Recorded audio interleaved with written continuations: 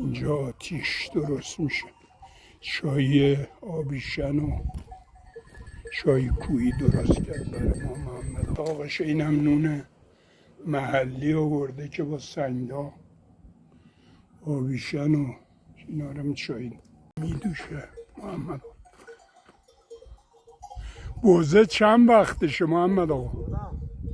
همین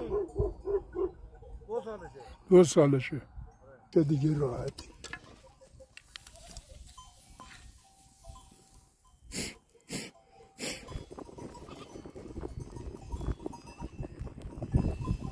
سنگ داغ قدیم مردم بنده خدا دادم ننم سر نبی